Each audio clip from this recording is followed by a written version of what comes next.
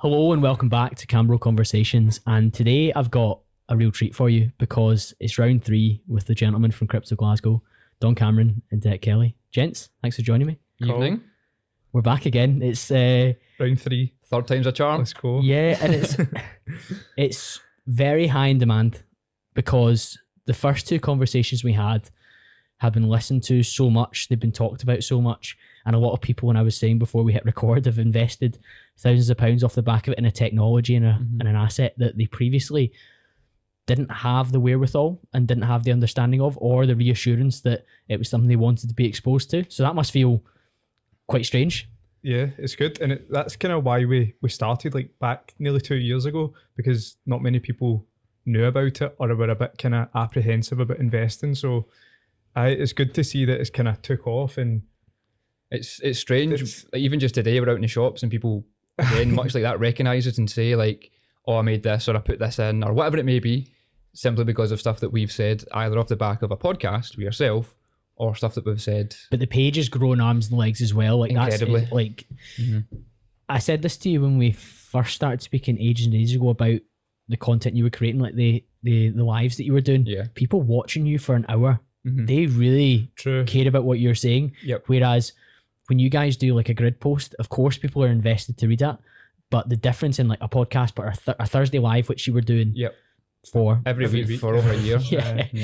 That's they're like your tribe. They're your 100%. 1,000 true fans or whatever you want to call it, which is like the kind of metric for success for the space. And you've definitely got a tribe that's like that. 100%. It was like a TV show in the end. It's almost like a Netflix like TV show. Every single week you would get the same people turning up to watch, which was quite cool actually. It helped that it was during a massive, gigantic bull run as well. Aye. Everybody was so excited. Aye. Because even like when we seen the price fall off in like summertime 2021, the prices kind of fell off and the numbers just fell off as well. But that's understandable. You can kind of see why people aren't as interested, like if they're seeing their investments fall in value.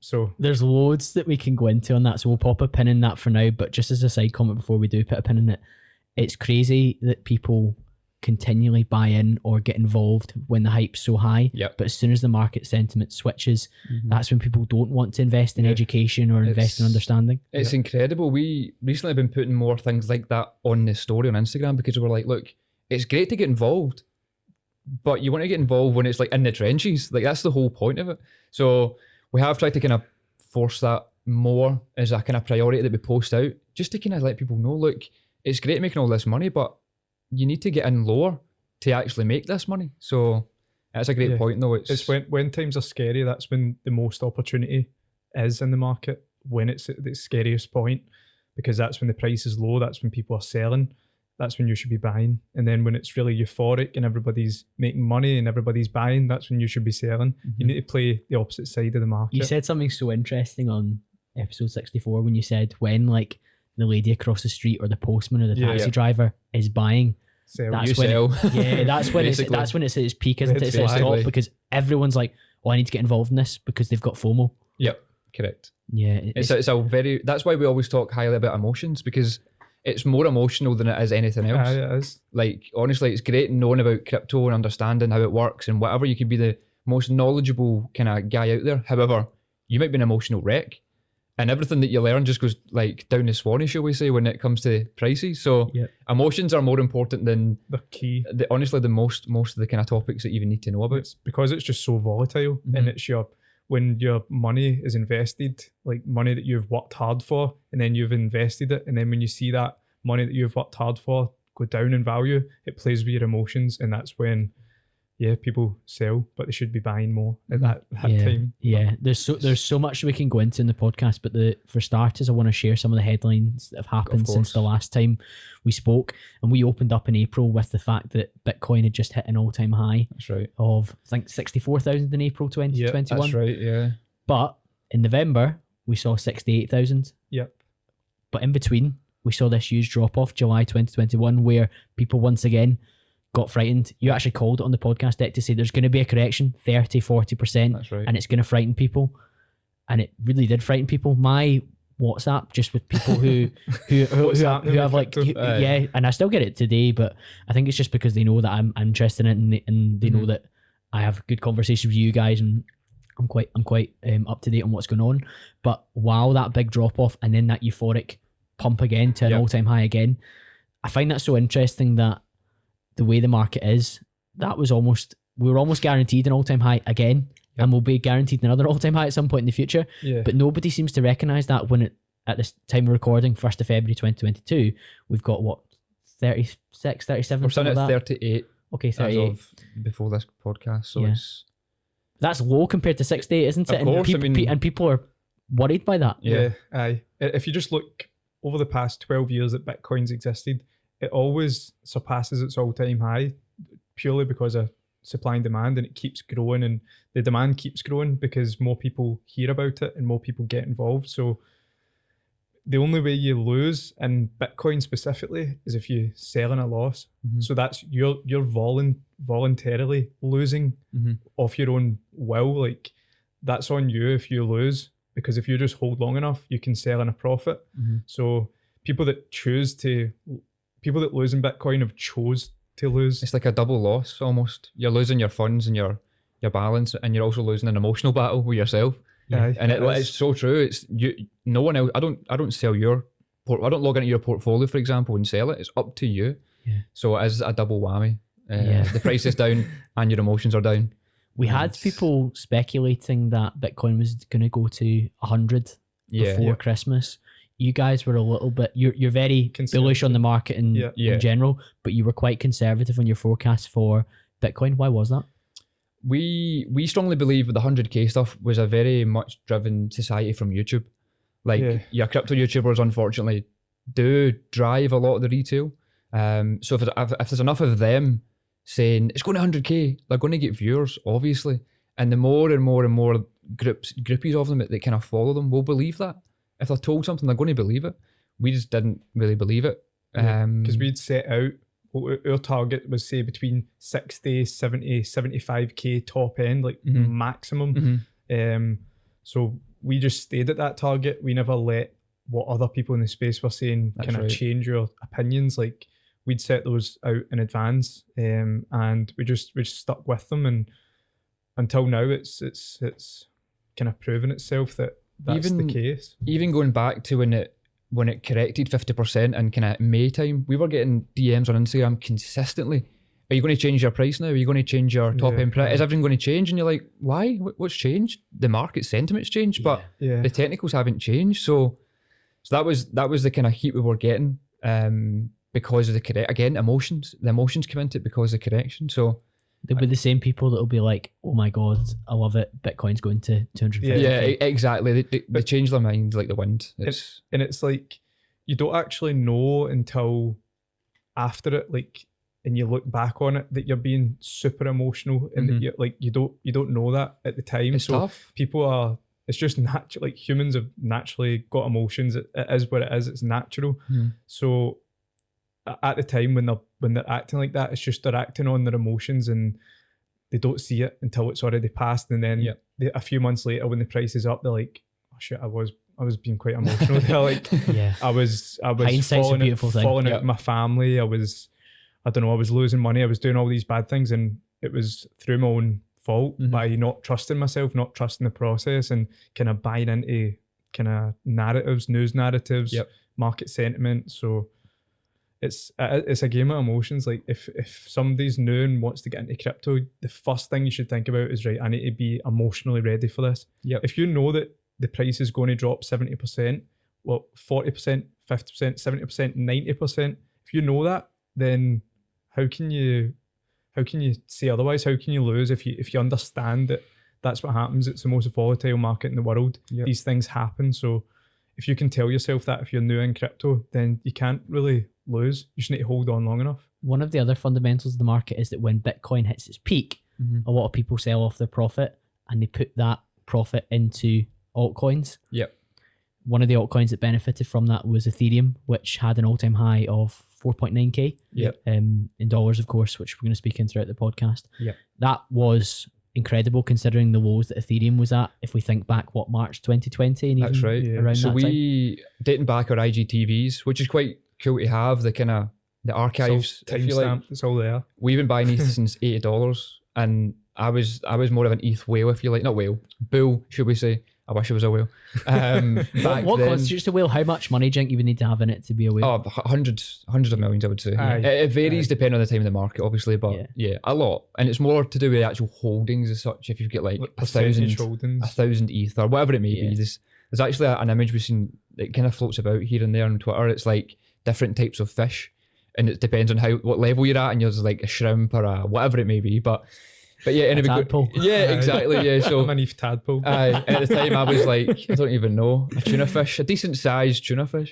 So yeah, sorry, going back to what was mentioning was we were going on since $80 all the way up every week on IGTV, saying it's going to about the $4,000 or $5,000 mark, and it there or thereabouts, and it did, and that obviously was helped by the fact that Bitcoin was pumping as well, because both of them kind of run at the same time. They're the first two to go. That's the interesting thing about Ethereum, isn't it? Because it's taken big strides away from some of the other altcoins, up closer to Bitcoin, but still pales in insignificance, because even with Bitcoin it is a lowish 38 just now. ETH's what, 2.5? Yeah, they're thereabouts. So it's still a fraction, of course, of it. And it's still well back from its top as well, which I think a lot of people panicked as well, because my portfolio's got a good amount of Ethereum in it. Bitcoin's still dominant. And I noticed my portfolio go down because Ethereum suffered as well. Yeah.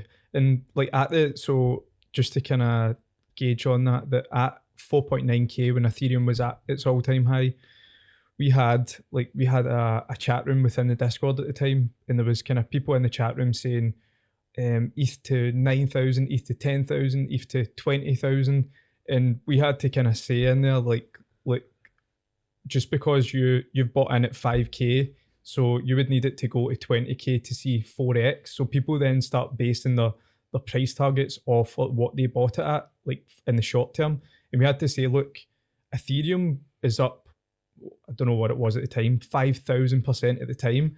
For that to go to 20k, that's going up 500,000%. It's like you need to like step back and think, it's already done 5,000% in the last year.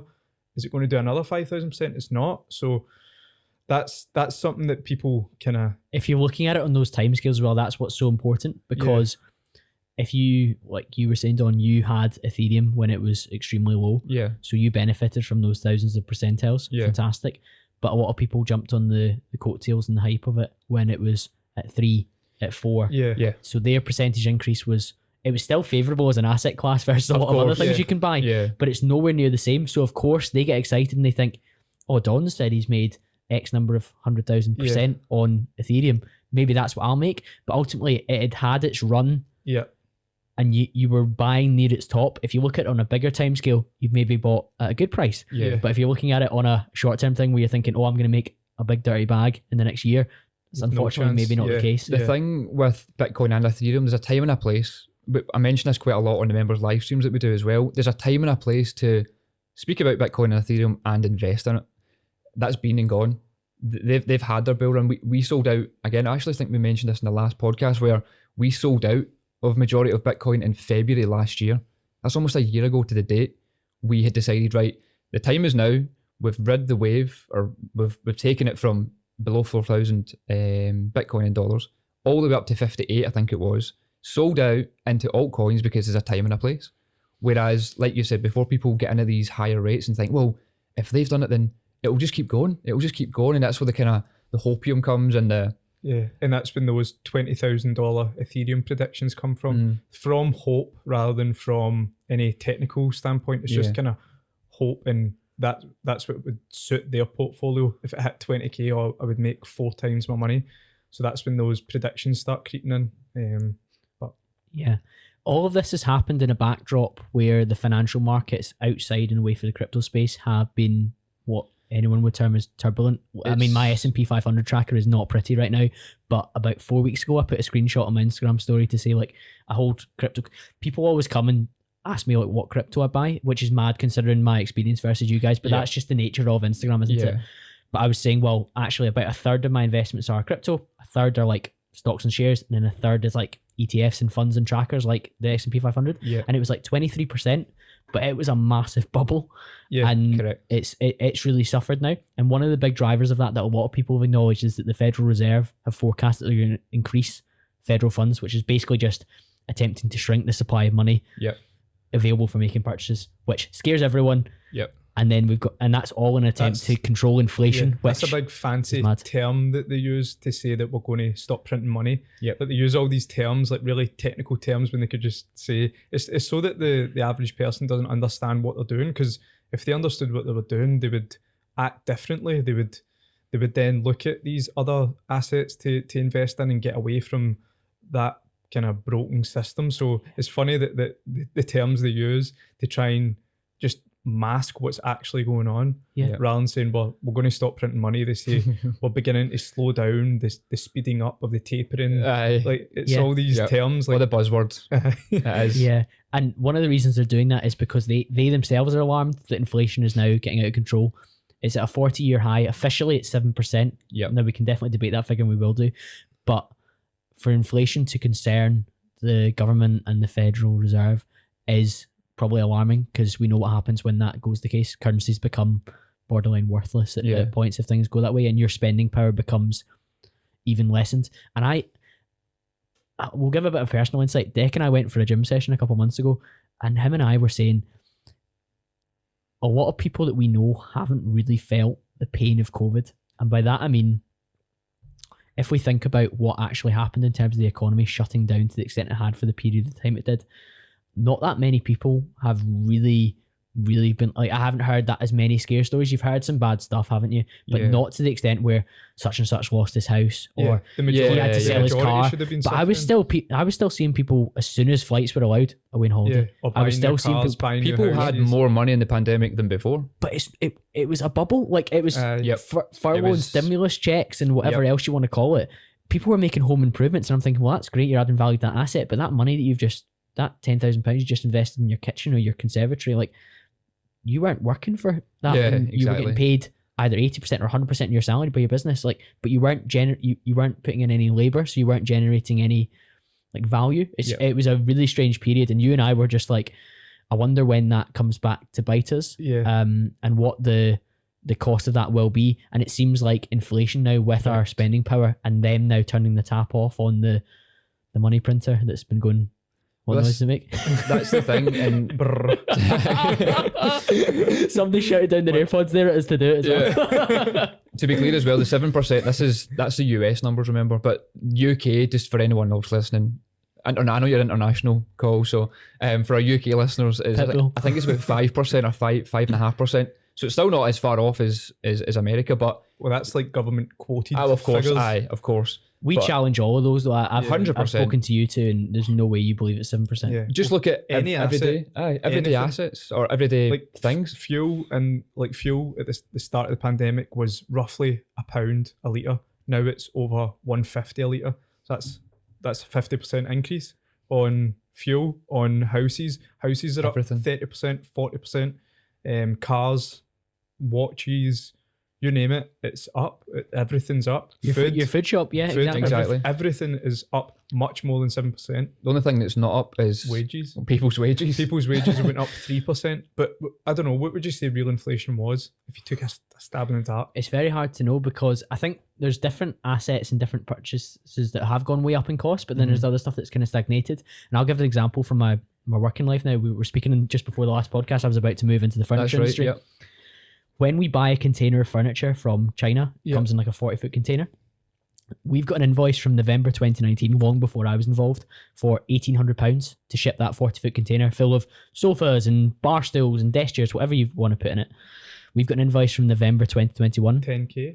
19,000. There you go. So that's gone up more than 10x. There you go. Now, that is staggering. So anyone that tells you inflation is in a single digit percentile is wrong, because that's raw materials.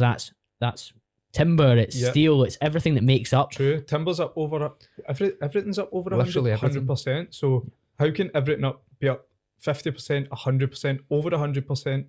Well, shipping containers 1,000%, and then inflation 7%. Where's that 7? What's been 7% this entire time? I wish it was 7%. Like, that'd be lovely. That'd be nothing is only went up 7%. Everything's much more than 7%. But in this backdrop, that makes things like Bitcoin in particular, because it's a finite asset, very, very attractive. And that's what leads to things like 68,000. Yeah. But even in that backdrop, for example, when the Fed made that announcement, a lot of people credit that announcement with Bitcoin having its recent tumble because people wanted to get out of what they deemed risky assets. Yeah. But for me, I'm thinking during a period where inflation's high and they're trying to restrict the supply of money, I still want Bitcoin. I still want a finite asset that retains its value or should retain its value over the wider term. Like you would say that technically government currencies are riskier because government currencies are like pegged to the one country. So if that country goes to war, their currency can go, well, it can go to zero basically, but Bitcoin is a distributed network worldwide. So it's not kind of in borders that can be affected. So when you break it down, it's the government currencies are much more risky. Like you're seeing the war with the US and Russia just now, like their currencies could be affected by that, and they were like in the forex markets, like their currencies are being affected. So I don't know, it's weird. It's because Bitcoin's a speculative asset that it's classed as risky, but if you break it down and you think really long term, it's not risky, is it? Yeah. One of the terms that I wanted to really get into with around what's happening in the current market is FUD. Can you just explain that? And we'll have some Scottish listeners that think I was going to say, let's just clear up what FUD actually means. So FUD means fear, uncertainty and doubt. So pretty much as it says in the tin, the fear that the mainstream media will put out to give you that uncertainty, that doubt that is crypto a scam? It's like almost, or is crypto getting banned? You know, so the most famous one is China's banning Bitcoin. Yeah. Again. How many times does that happen now? Honestly, like I think someone started it. It happens at Chinese New Year every year. It's more than once a year. It's multiple times. I think there's like a chart. I think someone on crypto Twitter's put a chart of like every time they've said it, and it's just, I think, there's multiple times throughout the year. I did a bit of research and I saw that when China banned Bitcoin mining, there was a big drop because that's 50% of the world's miners that were stopped. Right. But that was during the summer last year, and we've seen an all-time high since. So that should give people reassurance that they turned off the mining supply for a period, and of course it had a turbulent effect. But it comes back. The fundamentals are still solid. What was happening with that as well, though? There was other countries saying, right, well, you can come to our country because you're going to generate money for us, so come to us. It's fine. We'll help you. I think America, I think Texas, I think it might have been. Yeah, it was like everyone come over. Like we'll set you up. I still like, I know it's kind of been, well, the hash rate kind of proves it, but I still don't believe that was a real thing that they banned miners. Like I just don't believe it. The news that comes out of China we need to take with a pinch of salt. 100%. We won't go down the C word route, but when they were releasing videos of people like falling over in the street, that's right, like you were like, oh my god, COVID's this like thing that flies about and just penetrates people. It's just how they control the narrative. And that's right. And that can come back into like FUD, fear, uncertainty and doubt. You're seeing it like during the pandemic, like the fear they spread, like they're getting actors in hospitals to say things like just to scare the public basically. Emotions are high, an all-time high. And that's what happens in what happens in every market, happens in every investment market. I think we mentioned it on the last one. We were speaking about Tesla, and there was this big attack on Tesla by the mainstream media to say, oh, somebody crashed in a Tesla. Like, it's like sell the stock. It's just manipulation. It's just fear, uncertainty and doubt for people to. What about Elon when he chimed in and got Bitcoin knocked off the top because he raised environmental concerns, didn't he, around sustainability? I think he had to because he was getting heat for initially saying, look, we're now getting into Bitcoin. So I think it was more of he had to say something. Yeah, he's an interesting guy. He likes mucking about with the markets as well. He's been in trouble for messing with Tesla stock as well. Right. He actually got taken off the board. That's right.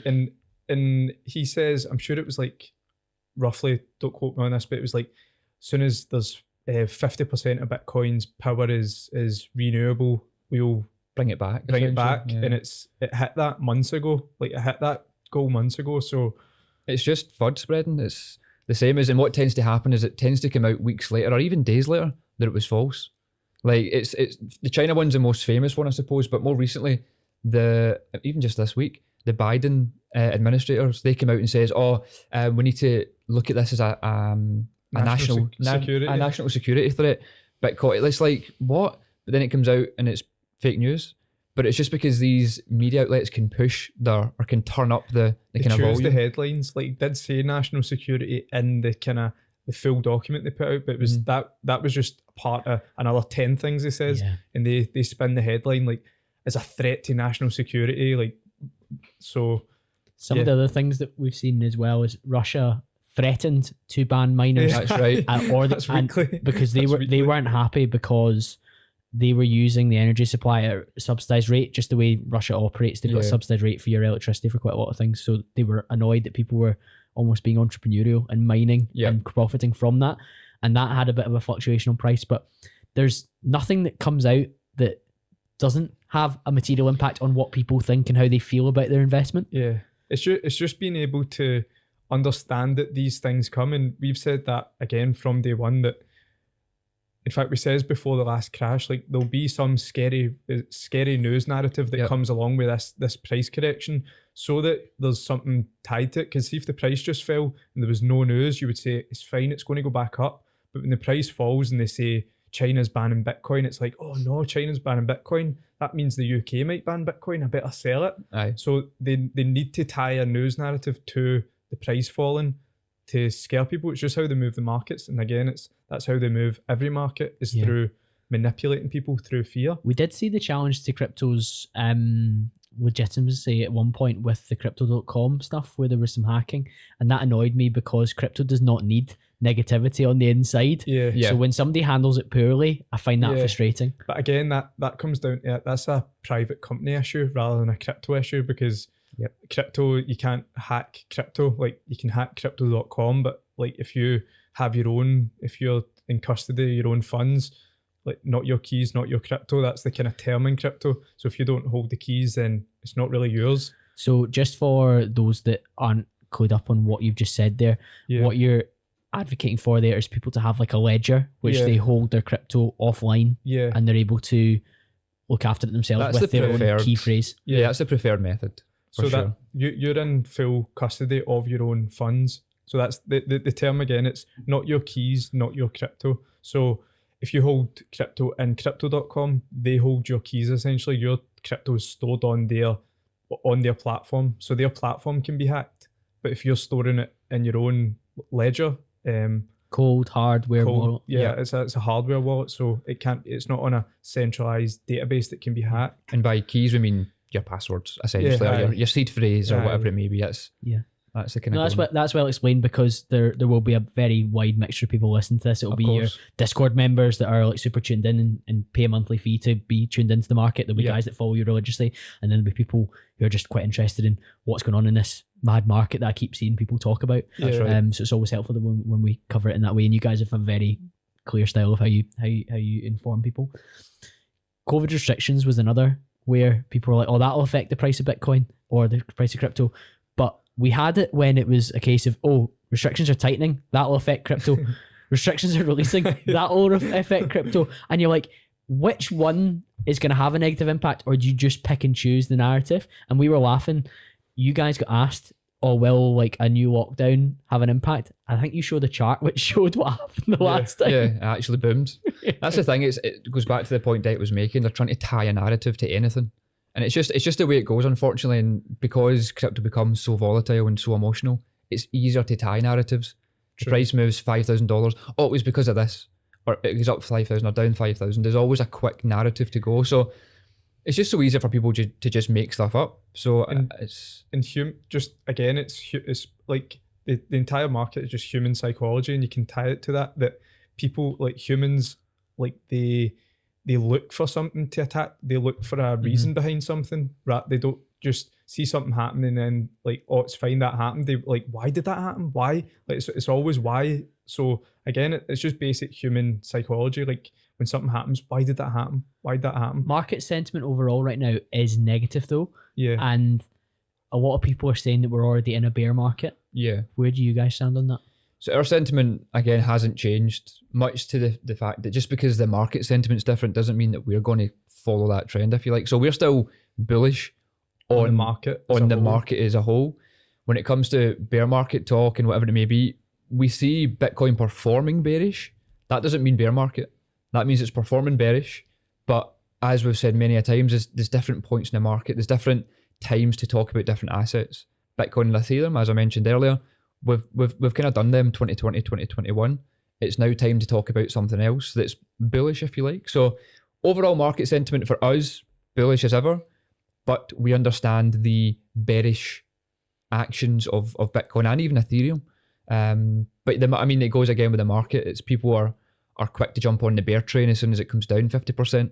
But when you understand the technical aspect of it, why it's come down 50%, or at least why it's moved down, then it starts to make a bit more sense. Then the sentiment starts to change.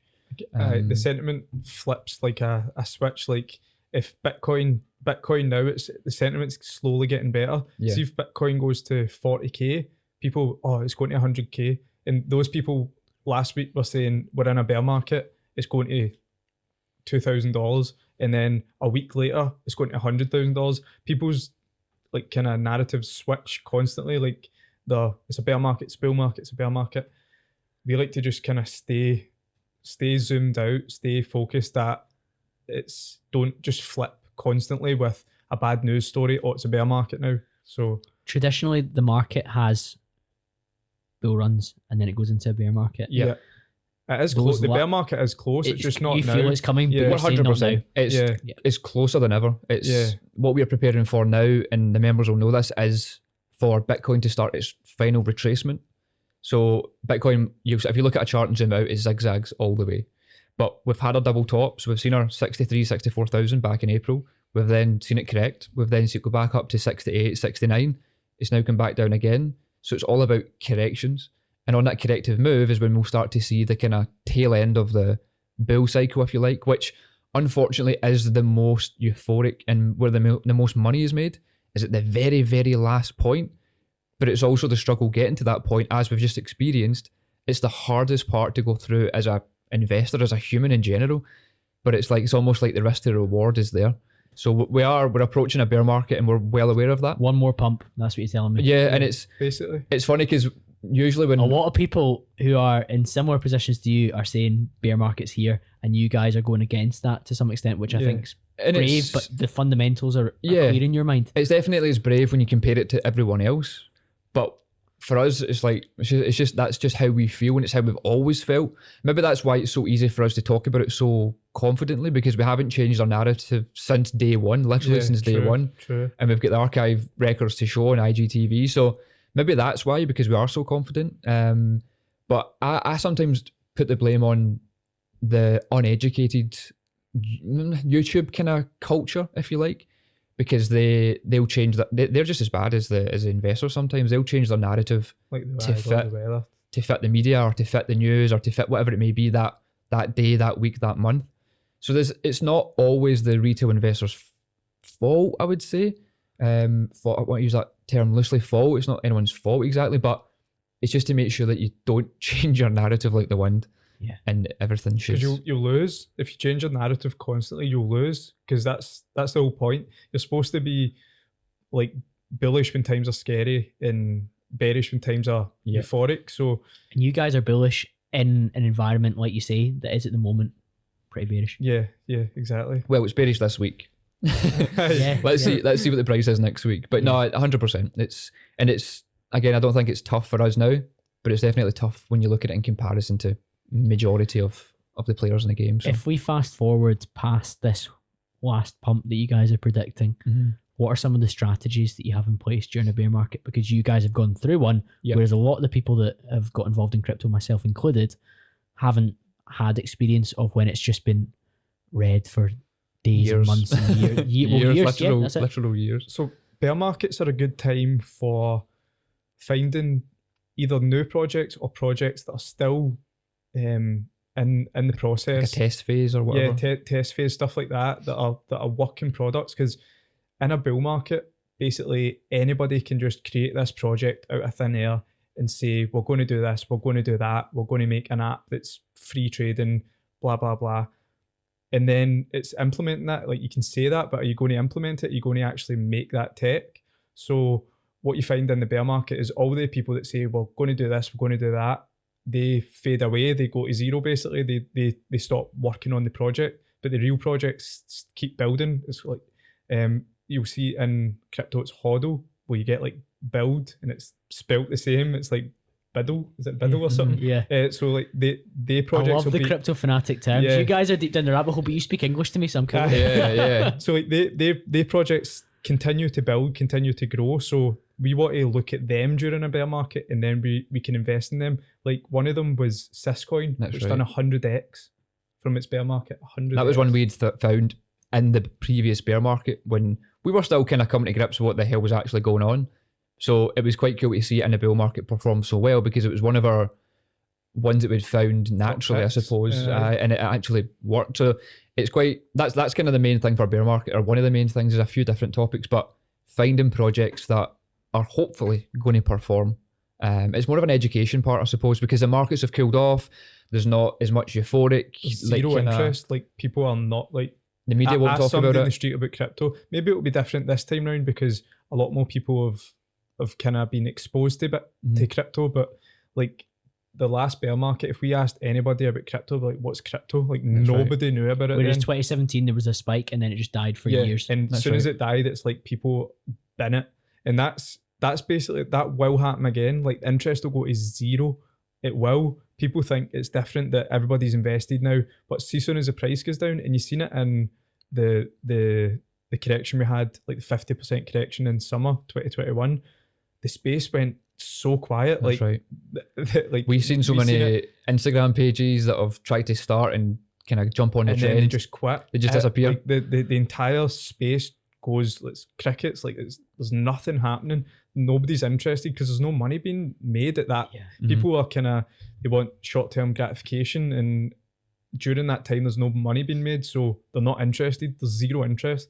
But that's where it's different. If you want to be successful in the space, you want to be investing in those times, those boring times, those. What's the reason that you guys are in the financial position you're in? Because you were in when it was down for such a long period of time. You accumulated at a very low price. So when it had its first bump, you guys were like, right, okay. It works. Then it ran again. You were like, wow, like this is changing my life. We've now gone full time into the business. We don't need to work again. Well, work and employment. It's work and employment. You need to work in your business, of but course. it's a labour of love. That's rather right. than That's a good way to put it. Dec's not on the roofs anymore, and you're not involved in the finance sector, so it's very, very different. It's definitely Maybe I'll be back in the roofs in the bear market. That's it. That's a strategy for the bear market. Back on the roofs. That's it. What else do you need to do during a bear market? Because we spoke about yields on Swissborg before, and a lot of people have asked me about it who have actually bought in during the kind of dip to like 33 at Bitcoin. They bought their Bitcoin for the first time on Swissborg, and they were saying to me, I'm getting emails about yielding. It looks really good. Like my cash ISA and my whatever have like no interest on them. Why does this have it so high? And I explained the lack of cost for a Swissborg, meaning that and also they need to incentivize people because it's not known, so they need to encourage people to put their money in there. But what's like a yielding strategy during this period?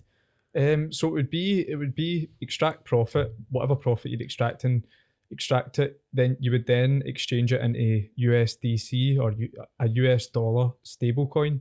So that just stays at $1 the entire time, so it's not volatile, and withholding those dollars within a high yielding account. And it's not only Swissborg, there's tons of different exchanges, platforms, high yielding platforms, because it's easy for them. It's only a technology that they are hosting on their platform. So so you would hold in that platform, you would hold your dollar amount and you would earn interest on that. The exact same as holding pounds in a bank. You would just hold dollars in a crypto bank and then you would earn interest on that. It's the exact same as that, except the rate is obviously much higher because there isn't overheads, etc. Because some of the interests on like XRP is quite good on Swissborg. Swissborg's own coin is quite good. But during a bear market, of course, those will fall. So your percentage increases are a lot less exciting. It all changes because they'll generate fees with people using the app, people buying XRP, people exchanging. So it generates its own wealth, if you like. So if in a bear market no one's transacting as much, they can't generate as much fees on certain tokens. So you will see that they offer it on, I think, like 7 or 8 different coins at the moment. Some will fluctuate higher than others. Maybe USDC will be the highest because it's a stable coin and there's more money in there. So it will fluctuate, and it's just about kind of knowing where to put it and I guess leaving it in there for as long as you feel comfortable. And if you need to switch it to another brand, maybe another exchange is offering more, then by all means do it. You're free. It's- That's the thing about there's crypto. no You're tying free it to in. move wherever you like, whenever you like. Yeah. But so during the bull market, so that's when the market's really busy, really excited. That's when the rate on Swissborg, the rates were up as high as, I think, 35% maybe. At one point, USDC, 35% was the highest rate, which is crazy. So, but in a bear market, that'll obviously be much lower. Like just now, I think it's like 18 or.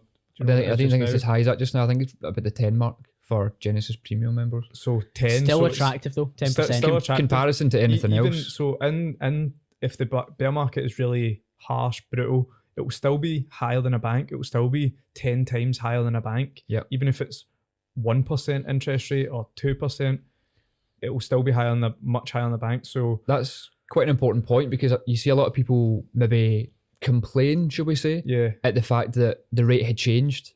it's Like, well, that's fine, go get it elsewhere. It's only 7%. It's went from 7% to 5%. 70 times the bank. Or Aye, 700 why are they times the doing bank. that? And it's like, that's fine. That company's not asking you to do that. They're providing you a benefit for doing so. They're not asking you to do it. It's your money, you're free. So it's almost like, yep, we understand it, we get it, but get it elsewhere. You can. Maybe like as crypto investors, like we're spoiled with these high rates. Yeah, 100%. So maybe that's where people they kind of complain from. We've just been spoiled with great rates. But technically it's not really spoiled because the banks should be offering much higher rates. True. The banks are 'Cause they're actually making just kind of I don't know, like Being greedy. greedy, taking aye. more Well, taking more of It's it. because they're themselves. institutionalized and we're habituated to put our money. That's what we get our salaries paid into, isn't it? So Exactly. So it's ease, isn't it? It's Yeah. new apps on your phone or new accounts on your phone. It's so simple. That's where they get a lot of people because it's the simplicity of saving yeah. on your mobile app. They could do it for you. Maybe they could allocate 5% of your portfolio or your income rather to a savings account, getting you 0.25%. So anyone would think, oh, that's great. I don't have to do anything and I'm making money. But if we take inflation into account. well, yeah, there you go. Yeah, true. It's actually costing you money to have your savings. Aye. Yeah, it costs you money to save, which is the strangest thing ever. Yeah. So that's two clear strategies for the bear market. Is there anything else you'd want to talk about? There's also a kind of trading aspect as well, so which we'll touch on hopefully a little bit more in this podcast when it comes to the business side of things. So you can also trade up and down in crypto, as we know. So in a bear market, it doesn't go down in a straight line. That's one of the most important things to say. It doesn't go down in a straight line.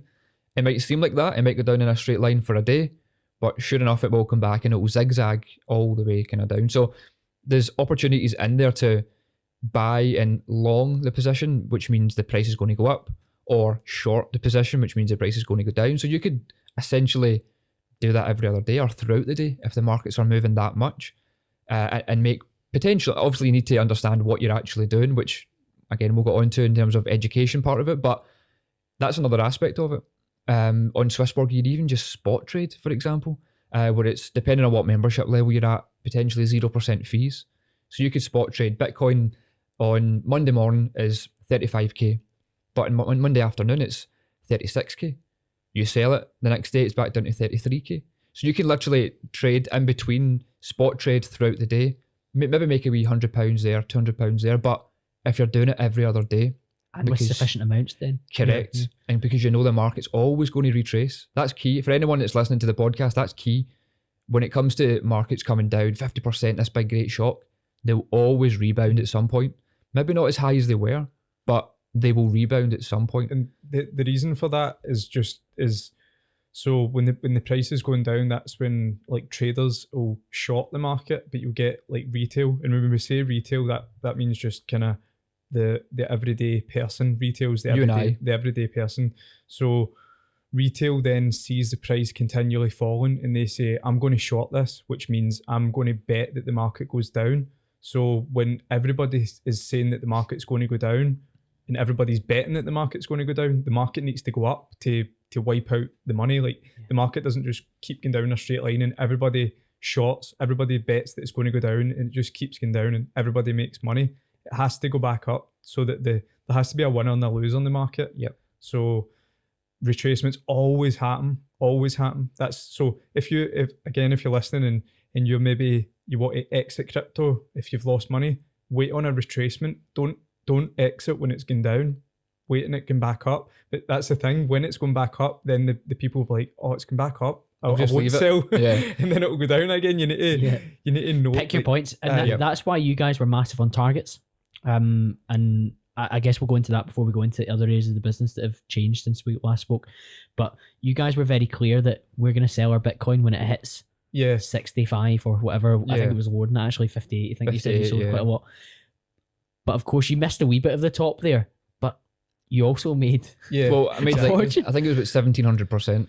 Yeah. So just on that one asset. So there's almost becomes that thing where don't get too greedy. Don't try and time the top. Well, try and time the top if you want, but it's not the end of the world. That's why you should scale out so that you so that you don't miss out on the top. You should scale out on the way up. So sell it 50k, 52k, 56k, 58k, rather than I'm going to wait till it hits 70k. So if your plan was to wait until it hits 70k to sell, and it hits 69k and then dumps to 30k, and you've missed it completely because you're too stubborn. You've got exactly. Greedy, so. And look, we've all done it. We're not trying to say we're angels. We've never done it. It's just natural. We've done it plenty of times, but it's learning from that, and then dollar cost averaging out is just as important as dollar cost averaging in, because like Dec says, you might miss the top or miss a potential top. So. Yeah, that's a huge lesson. Okay, let's get on to what's changed in the business then, and we've touched on it already there. We've hinted towards it. There's now a trading service within the Discord. Yeah. What drove that? I guess demand. The demand was always there. So literally from day one, demand was there because people thought that's what we did. And we'd always said, look, that's not our thing. But I guess the demand literally drove us to finding a team. So it's not me and Dec that run that aspect of it. We've got a team that are professional traders because we wanted to make clear, and we had made clear for the almost 2 years the business was running, we are investors. We look long term. We don't trade. We made it very clear. So I think people were a little bit shocked. Because people were wanting your signals, weren't they? Literally, I think actually looking back on episode 64 where we were saying that one of the hardest parts when we started was, by the way, we're not Forex. This is not the same thing. So yeah, it came from that, and I think a lot of people were a bit maybe confused to when the trading came out because we'd so banged on we're investors. But it's one of those things. If you don't know something, find someone that knows that and do it there. So we've got now a team of traders, chart analysts that do chart analyzing, and they provide the trades kind of signals, if you like. They're not signals, but that's what people tend to. That's the terminology. That's the terminology. Yeah. And we wanted to, so we feel we've built up a trustable brand, and in the trading space, you'll know yourself from seeing just random Instagram pages that they can, trading pages, there's real ones, but there's a lot of sketchy ones. So we wanted to be able to provide a trading brand that you could trust. So we seen that as a challenge. We were up for that. It sounded great that we've got the trustable brand, so we can provide trading that you can trust. So that was good. We enjoyed kind of the process of setting it up, and it's been good. It's going really well. It really took off, the trading. So yeah, we're happy it happened. It was just people asking us about trading, members asking us I want to trade this, I want to trade that. So the demand was there. That's why we started the business, was demand. So it's worked for us before. Give the people what they want. Yeah. And one thing to realise as well, it's not just trading that we do. It's not just buy this, sell that. It's more about our main focus, as you'll know, is education and understanding what you're actually doing. So yes, there's a trading channel in the Discord, but there's also another 5 channels where there's a video library where it tells you how to trade, why, or particularly why we're taking that trade. And there's updates throughout. Say, for example, we put a trade in, or the team put a trade in the morning, and it maybe doesn't kind of do as well in the morning, but in the afternoon it's doing good. There'll be updates provided on that specific trade. It's almost like we're educating as well as trading at the same time. Yeah, it's rather than just being education only or just trading only, it's both. So there's live trading, and there's live streams where, so it'll be like a trading live stream, so you can see how to trade, what we're doing, etc. So yeah, you deliver it with the same high quality that you do with the investment education. So I think that's excellent. Has it tempted you to dabble? I have. I've been getting into it. You've got a higher risk appetite. I think. Yeah, he does. It's more. I don't know. It's good for us as well, and we were speaking about that when we were starting the whole finding the team and whatever. It's cool because we'll also learn a little bit as well, as well as provide this knowledge to members and whatnot. So it's a journey for us as much as it's a journey for some of our members. We obviously had maybe a bit more exposure to it because we're in the markets anyway, a bit more recognition of certain words or buzzwords or whatever, but definitely took more of a kind of strong liking to it. I'm just a bit more conservative. I like to invest and just sit back and wait. Set and forget. I set and forget. That's a good way to look at it. But it's been really good so far. Good, and it's good like learning as well. So like we are users. We are users, members of like the trading side, which is cool. So like we're watching the Crypto Glasgow trading live streams and learning from it. So that's good. But we have always just been investors, and to mention as well, so that people can kind of understand if they haven't already, the branding. So the branding, Crypto Glasgow, the yellow is investing and the blue is trading. That's right. You like the blue, Cole? Yeah, loving it. Loving it. The interesting thing for me is obviously it's whet your appetite to learn a bit more about it. Dec and get involved. Don, you're just learning about it at the moment. And you might dabble at some point. Maybe during the bear market, maybe one of your strategies. Potentially. That third strategy that we spoke about. Were there any projects that have like really excited the guys in the trading team that have seen some returns? So the thing with the trading is it's not like the investing would be more, you would see a project and you would get excited, but the trading is like trading a 1% move or a 2% move. So you'd be trading Bitcoin, but you'd be trading it with leverage. So like you'd be trading it with 10x leverage. So you're just looking for really tiny moves in the trading aspect. Opportunities. So, it's picking out opportunities, I guess, because it is so volatile, as what we keep saying. That's, I think, just to reinforce people listening, that is for people with more time to look at the app, study, have the reassurance of what's going on. They have to time the selling part, they have to time the buying part a lot more. Whereas if you are somebody that's listening to this and thinking you want a bit of exposure to another asset class, the investment side of things is what you need to focus on. But that's maybe a longer term thing that you can get into if you find the time and the understanding for the charts and the information. We seen that trading was so in such high demand because trading is making money now. Like you can trade now and make money now, make a lot of money. If you're successful at trading, you can make a lot of money now. But with investing, it's not as sexy for people because it's like, right, invest, but you need to wait a year, 2 years. It's like people are, I want it now. It's like I want it now. So. It's like today's culture. True. It's the now culture. True. People don't want to wait on anything because you don't have to these days. Literally, instant. Everything's instant. Amazon delivers the same day. Like people expect things as a click of a button. So that's where the trading comes in more kind of. I think that's why it's so popular. Definitely. It fits in more with their mindset. It's good as well because it gets people who maybe they were just invest and wait. It also encourages people to maybe learn more because it's a daily habit. So you're kind of picking up a habit almost of, oh, there's a trade being posted. I should probably either take that or at least why are they picking that? Maybe I'll watch the video they posted last night, or maybe I'll tune into the live stream on a Monday and maybe I'll ask that because that's kind of the opportunity where the live streams on a Monday are it's a live stream, so you can physically speak back and forward to one of the team that are doing it. So that's another aspect of it where it's you might have taken that trade, it might have went really well, but maybe you're questioning, well, why did it go really well? Again, you can then put that to one of the team. Why did it go really well, that trade, or whatever it may be? They can pull up a chart and educate you on why they've picked that. Because when I go into the Discord and I look at the charts, some of it's like gobbledygook to me. Yeah. But when you're talking to me there about when you've done your analysis of Bitcoin with the two tops and the corrections in between, it all makes sense. And when you zoom out, you understand a bit more about how things do fluctuate. And there's lots of different models as well to read the charts. Yep. And I think when you do have an asset that can be a little bit scary like that, it's very helpful for that reassurance, and it's helped me keep my head on during this period as well.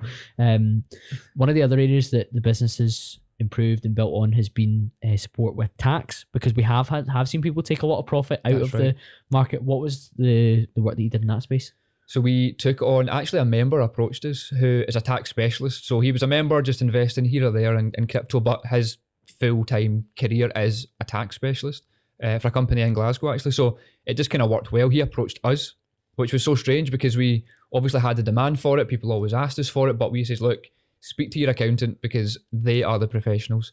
So it was good the fact that we were approached by one of the members, which was good because we almost had that trust because he trusted us, so we can trust him almost.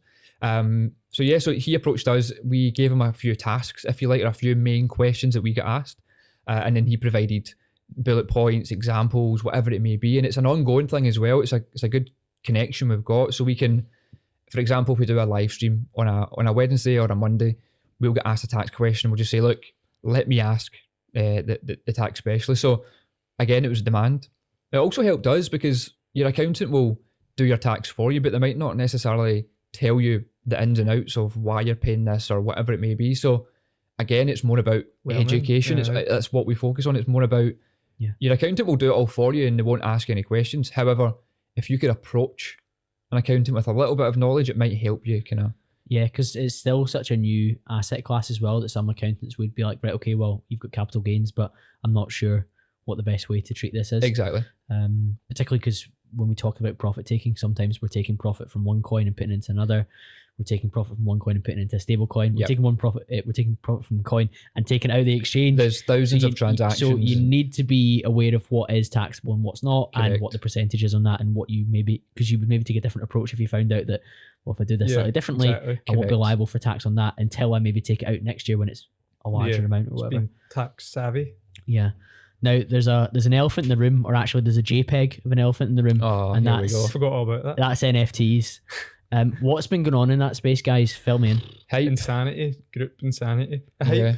Mass psychosis. Yeah, mass psychosis. That's the one. It's we go on about NFTs quite often, and we do take some heat for it because people's opinions are different.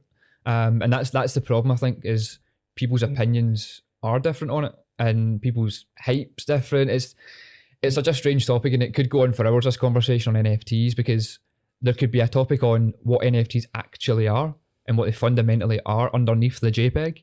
And there could also be a topic on why is the JPEGs taken off? Why is a monkey costing 50 million? Like, what's the point? So it depends what we want to go down, I guess. So let's give it a really balanced approach then. What do you like about NFTs? So the tech itself, the tech itself is great. It's essentially, in short, it's a digital ownership. It's a certificate of ownership, an NFT. So if you, for instance, people know the JPEG. So if you own that JPEG, that's the digital certificate is stored on the blockchain for that specific JPEG. So it's a way of you having ownership, like 100% ownership, that you can tell people that you've got ownership. Yeah, that sounds mad that like on a JPEG, but in the real world, like so you could have like music NFTs, you could have concert tickets, like the real use case is amazing. NFTs are great, the technology is great. So you could have, it's basically anything can be tokenized. We could tokenize this table and make 3 NFTs out of this table, and we own 33% each of this table. Yeah. So that is stored on the blockchain. So it's a way of like showing, I don't know, ownership rights. Yep. So that's great because it's a way that you can show that. But there's things like property. So you can tokenize a property. So we could tokenize a property at £100,000 and we could split it into 1,000 NFTs, and then people could own fractions of that property. Yeah. But now in today's world, you can't do that with a property. It's like the property is one and that's it. So it's a way that you can tokenize anything. You can tokenize, like, the one that we like is in the music industry. So it's a way where people can crowdfund for music. So if I was releasing an album and I minted 1,000 NFTs and I sold them, and if you buy one of those NFTs, you get a percentage of my album. So over the next 20 years, any penny that album makes, you get the percentage of that. It's like holding a share in something. Royalties almost. Royalties. So it's just the way technology is going in that space. So yeah, there's a definite use case for it there, because I previously wasn't sure what the use case and the value of it was, because what I am seeing is screenshots of tweets or the Indonesian guy that took the selfies for three so years. The craze is coming about. It's almost like because celebrities have them, everyone has them, and unfortunately or fortunately, that's what drives a lot of pop culture, if you like. You see a rapper with a watch on or a car, people automatically want that item. Same goes for NFTs at the moment. All these big players in the game have decided to buy into them. So that means, oh, well, if they've got it, that's quite cool. That means I need it. And it's just hype. It's a hype cycle. It's hype, and it's money. It's number go up. That's another saying in crypto, like up only. It's the number going up, and it takes us back to like Shiba. I don't know if you remember the Shiba times. Yeah. So Shiba, for those that don't know, is a dog coin. It's a meme coin that done hundreds of thousands of %. And at the time, we were saying, like, people were saying, why are you not buying Shiba? And it's like, it's a joke. It's a meme. It's ridiculous. There was no use case behind it. Yeah, it's ridiculous. Like, we're not buying it because it's ridiculous. So we got a lot of like kind of heat for that. Like, you're not buying Shiba. You're crazy. I made my most money ever from Shiba. Yeah. Like, well done. Like, fantastic. So we got that hype. We got that heat then, and that's the same heat that we're getting now for the NFT craze bubble that we're in. We're in a gigantic bubble. Like, break it down. So people are paying for a JPEG, say, like £100,000, £200,000 for a JPEG, millions. A screenshot on your phone. Literally millions. Like, break that down. That is insanity. Like, there's no, people say, no, but it's the community. That was one of the ones. Someone spoke. That seems to be the driving force. I've seen your Instagram comments, and somebody was getting very annoyed about you not understanding the community. The way me and Dec spoke about it after that, like, was go to a park or go online, play on. Yeah, go join a sports team. Like, even cheaper, buy a PlayStation and join a Call of Duty room and speak to people from all over the world. There's a community. So it's almost like, all right, okay. It's an excuse. It's delusion. The entire NFT thing just now is total delusion. People but there's something behind it that is valuable. Yeah. But the way it's manifesting and being put into the market at the moment is a bubble, in your opinion. Yeah, and it's a cash grab for a lot of these big players. And that's where we're seeing a lot more, I say, scams, I suppose, to an extent, where people with a large following are actually being approached by someone in their bedroom who can create NFTs and say, look, if you promote this NFT and group it, we'll give you X amount or whatever it may be. So that's the biggest problem we're seeing. It's like, it's a new craze where celebrities will jump on them because they're getting backhanded thousands, millions, whatever it may be. Millions. Like, so it reminds me of some of the research that I did before our first podcast on Bitcoin, where I had to ask you the toughest possible questions about, is this a lot of nonsense? Is this a scam? Yeah. And one of the questions I had was around the Kanye coin, because there was loads of ICUs at that ICOs at that point. Where ICUs in the brain because all this pandemic. Dr. Cole. Yeah. So there was ICOs in these coins, and the coins had no use case behind them. It was just hype to get a load of capital in. That's right, and then it crashed to zero because the market cap in it was so small that as soon as the people that had got in it like a cent or less than a cent, they just sold all the profit. Yeah. This reminds me massively of that stage where the credibility of the space will come into a lot of trouble, when actually in the longer term, if we go 4 years down the line, it will be their Bitcoin all-time high period. Yeah. It's the new ICO craze. Anyone dating back to those years back, 2017 and prior, it was the celebrities were pushing ICOs back then. Yeah. Celebrities are now pushing NFTs. The coin, that's what it's called. Yeah. So there was so many. Like, the ICO craze was mad. There was like dentist coin and just anything coin people were releasing, and again it was like kind of celebrities were promoting it. And it dates back to what I've just said, but someone in their bedroom who is tech savvy can create these platforms, these graphics.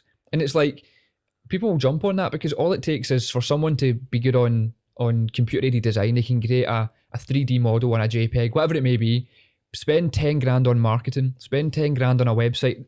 Like, they can invest 100 grand on it because they know they're going to get tens of millions back. And what a lot of these NFTs are doing as well is, say for example, I set one up, right?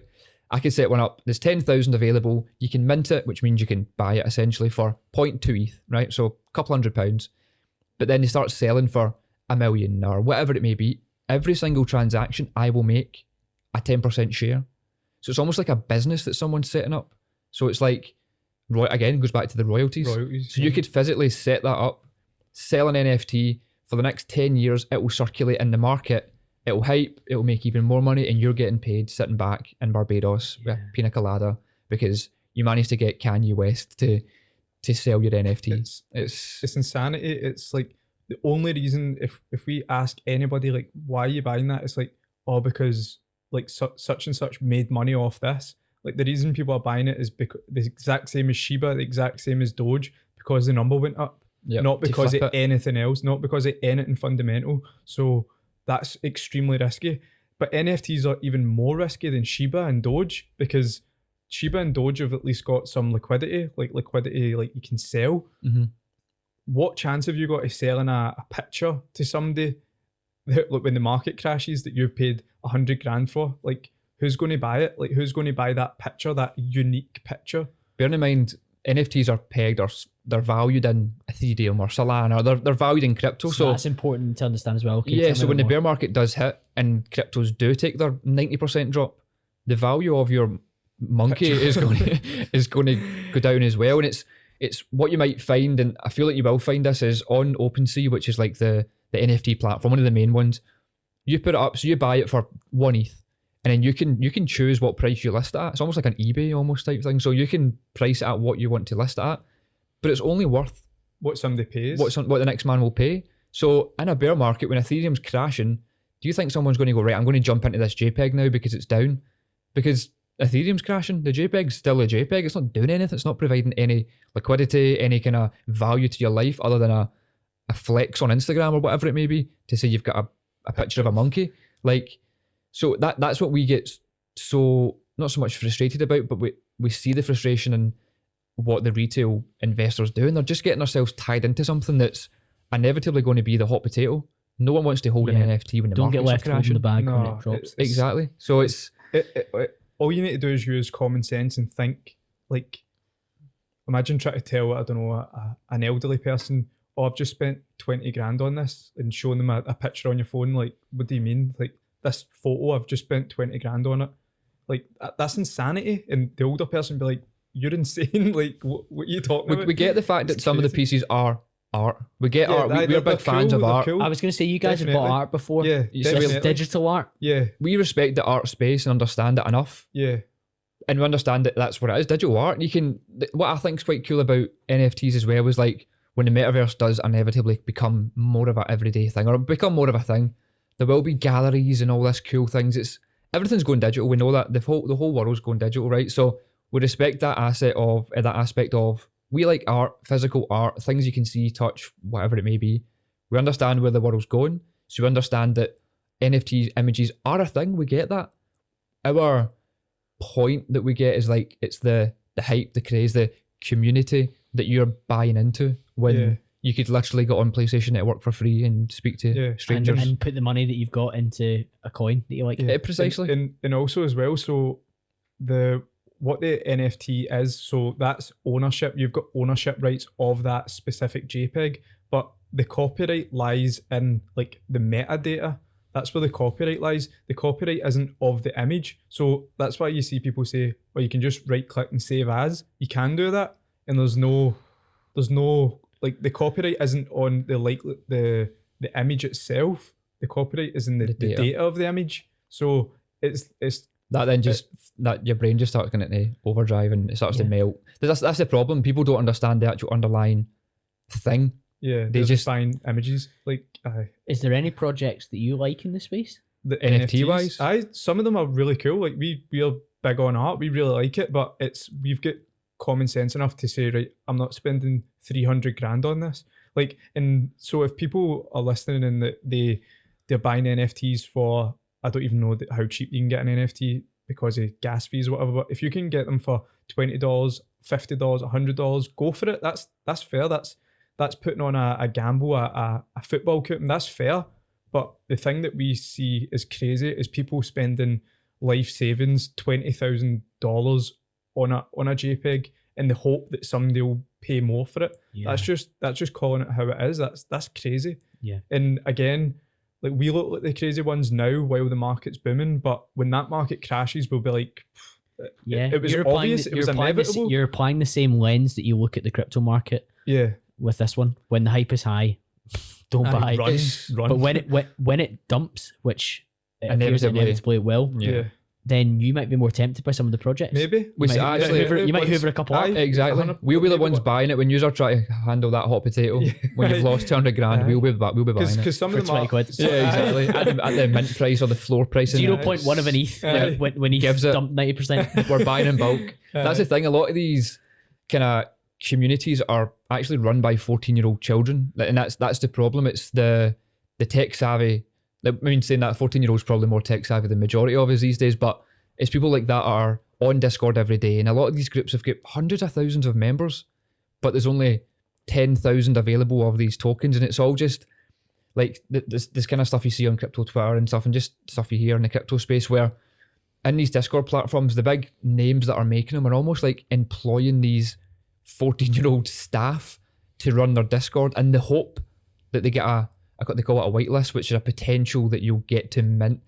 It's just, you can get down this rabbit hole. It's almost like you're working, they're making you work, they're making you promote their product for free because you might get a shot of minting one. And it's a shame because it causes hype. It's great.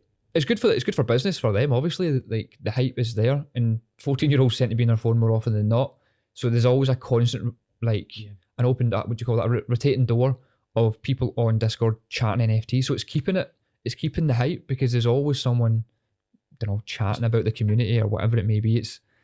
That's the funniest part, and we get it. We understand communities are a thing in crypto, but if that's the reason you're spending $1 million, you need to kind of change. People are making real life-changing money in crypto that you can then go buy a house, and they're going and buying a photo of an ape.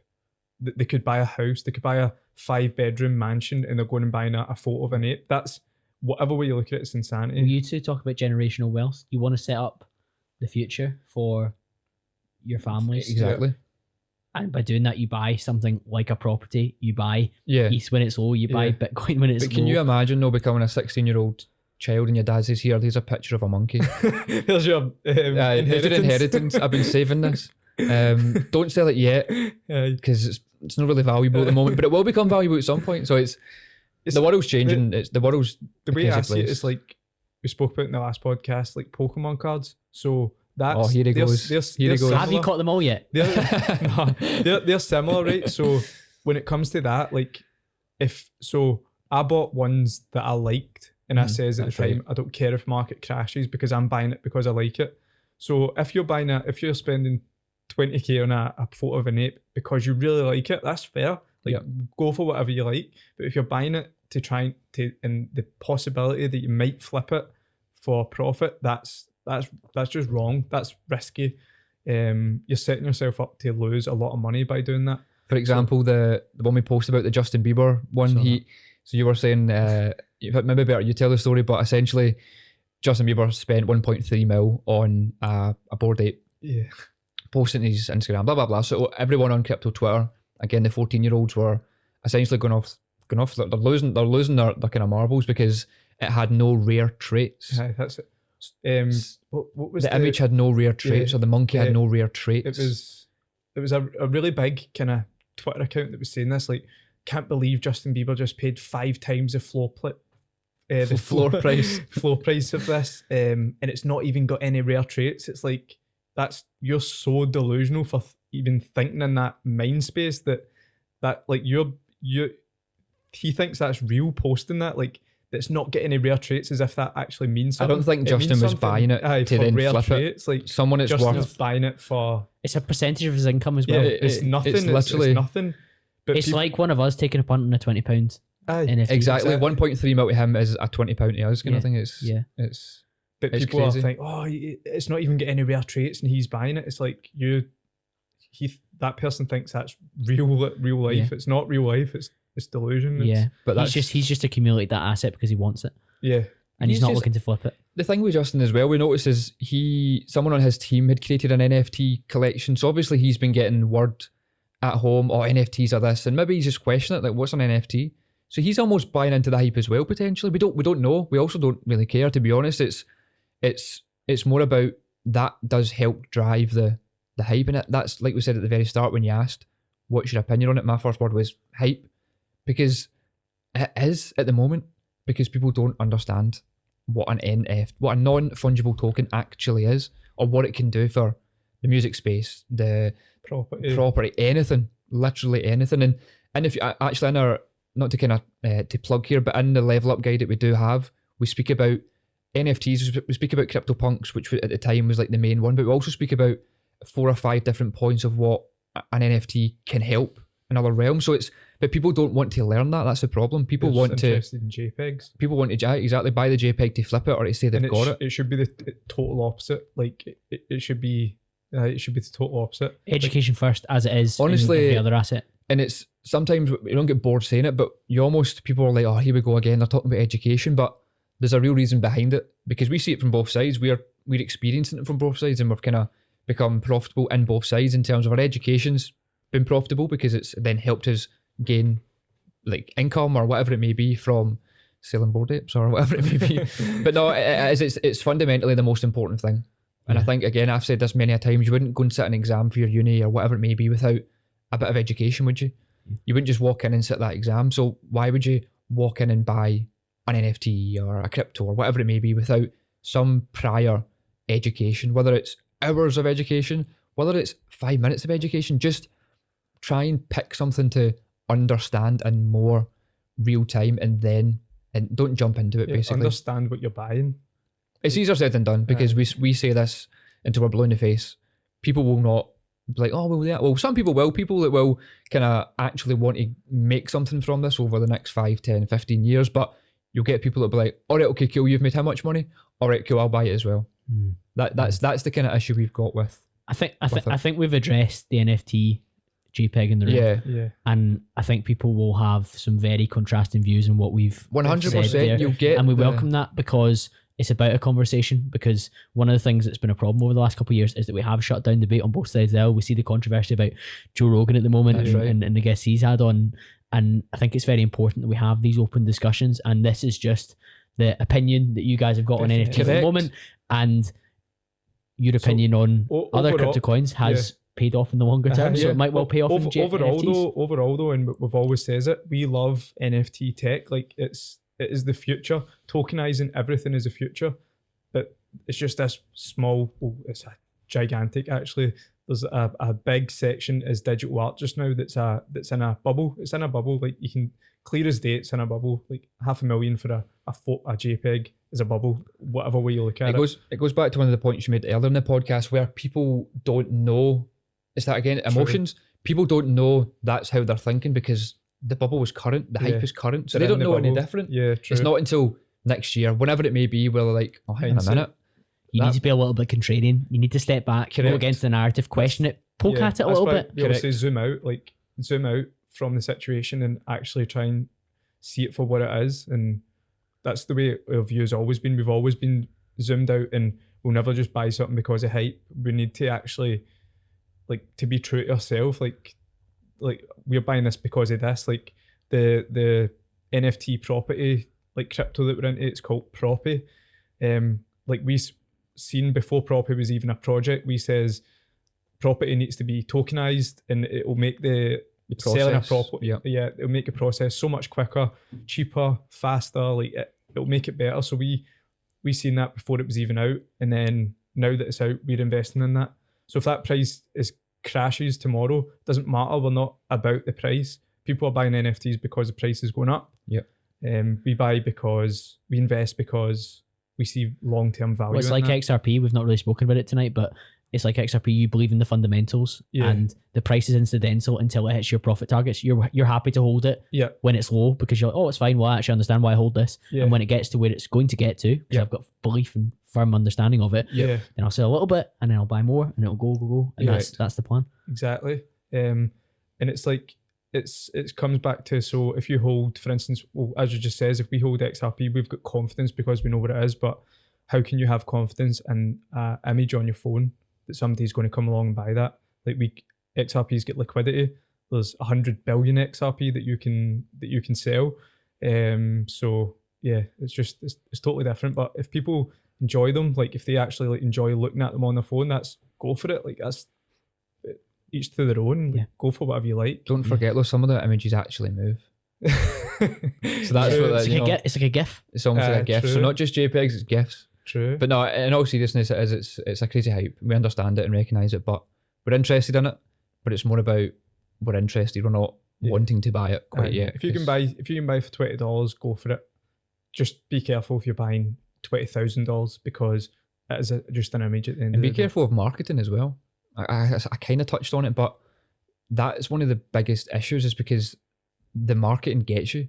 These fancy images will get you if there's sponsored ads, if all your kind of favourite Instagram people are talking about it, you kind of can't avoid wanting it. It's just that's how the media works, or the social media works. If enough people have got something or speaking about something, you tend to kind of want it. So beware of that, because they will tell you this is the next big project, this is the next CryptoPunk, this is the next. That's going to be the next, and it's the same with like crypto. That's the next Bitcoin. It's all about. It's a shame because people will fall for that, and it comes They're back going through to so many different apes. It's like Bored Ape, Yacht Club. There's like feminine Bored ones Ape. now as well, and they're trying to. There's so many, and it's a shame It's that never people, ending. That's the thing. It's never ending. It will never, as long as they can. It's. And look, the graphics are good. Like they are they cool. look brilliant. A lot of They them look are really good. amazing. I don't know and how much I'd pay for it. Like $10 or honestly, something. 20 quid. It's cool to look at once, and then you're going. Aye. Why are you going to look at it again? Until someone asks you, you're hardly going to go into a party and be like, "Have you seen this NFT?" Well, I mean, don't get me wrong. Some people might do that now. I don't know. That's true, going to true. happen. That's yeah. probably the thing. Aye. Have you seen that meme where it's like you walk into a party and they're all partying? Aye. The guy in the corner is like, they don't know I've got NFTs. It's like no one cares. Or they don't know that Bitcoin hit an all-time high today. Yeah, that's it. Or they don't know what my Swiss borg looks It like. looks like that's one of the best memes because it works for everything. But no, it's serious until someone either asks you or you awkwardly bring up in conversation. What is it? Yeah. What does it really matter? Do you know? But look, it's everyone's opinion, and people that can say your opinion's wrong. Well, you can't really say that because an opinion is an opinion, That's and at the end of the day, it's people just feel strongly about it than others. Yeah, absolutely. Well, that's a wrap on the trilogy, the third Wow. part. Wow, It's been some journey. it was a pleasure. I've absolutely loved it, guys, and I'm sure the listeners have as well. If you're listening on Apple Podcasts or Spotify, hit the 5-star rating button. The last time we went into the top 10 podcasts in the UK, well deserved. Let's I'm do sure it. we'll do the same this time. If you're on YouTube, hit the like button, comment below what your thoughts on NFTs are, and we'll get a bit of a conversation going in the comments. Dec and Don promised to reply to them. I won't be, but we'd love to hear what you think. But guys, where do you want to signpost people towards? Where should they head? Instagram, as always, so just crypto.glasgow. You can even get our website as well. The website is just ccgla.co.uk or Google us. That's probably easiest. Yeah, the Crypto website's Glasgow. looking great now as well, guys, with the upgrade as well. Yeah, So, exactly. So fantastic let's stuff. Instagram primarily, but check out the website. It's been updated. Both of those will be linked in the show notes below. As I said, smash that 5-star rating button, guys. Share it on your Instagram story. Send the link to somebody that needs to hear about NFTs, needs to hear about the bear market, needs to hear where crypto is going next. And I'll be back to speak to you all again very, very soon.